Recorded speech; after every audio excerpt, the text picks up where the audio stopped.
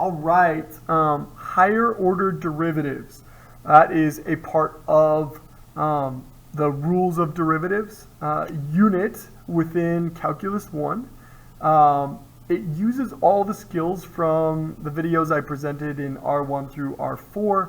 So it's going to use the power rule, the product rule, the quotient rule, the chain rule. All the rules potentially could apply here. Higher order derivatives simply mean I'm going to take the derivative once, or I'm going to take the derivative twice, or 3 times, or so on and so forth.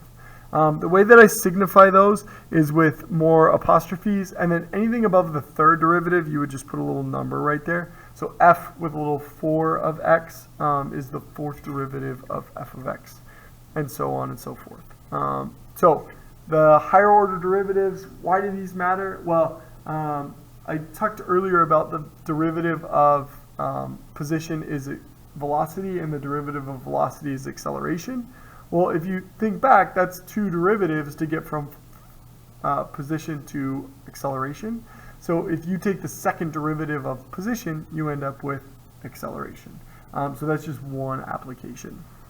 Okay, so I'm going to go through this f prime of x. This first one just uses the power rule. So 7x to the 6th plus 12 multiplying the 4 by the 3, x cubed. Remember, we just multiply the exponent out front and then subtract 1. So 12x cubed minus 7. The 11 goes away because of the constant rule. And then remember, that's a 1. 1 times 7 is 7.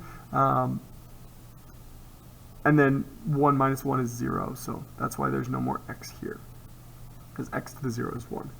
The second derivative would just mean the derivative of the first derivative. So that would be 6 times 7 is 42, x to the 5th, plus 36x squared. And then the third derivative, which is the last one I asked you to find, is, that's going to test me a little bit. 5 times 42 would be 210, x to the 4th, plus 72x. And then you could just keep going, and eventually, by the time we got to the 7th or 8th, I think 8th derivative, you would have 0 as your final answer, because these would go away, because it's just a polynomial with positive exponents. Okay.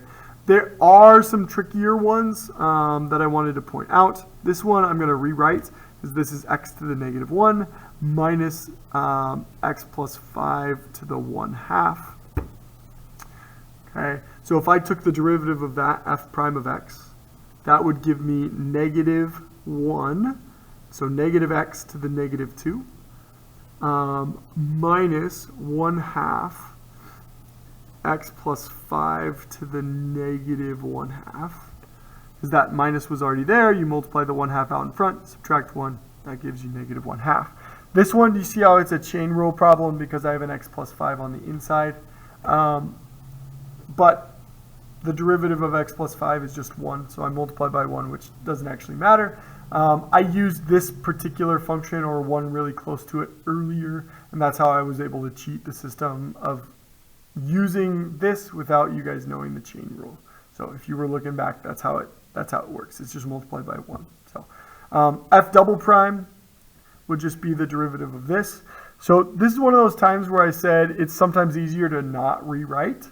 If I would have rewritten this as negative 1 over x squared, I would have had to then rewrite again to put it in a form where I could actually take the derivative. So negative 2 times negative 1 is 2x to the negative 3 when I subtract 1.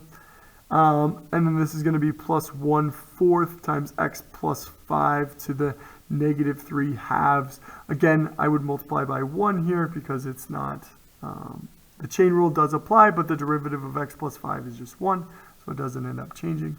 And then the third derivative of this one would be negative 6x to the negative 4 plus, just kidding, minus 3/8 x plus 5 to the negative 5/2.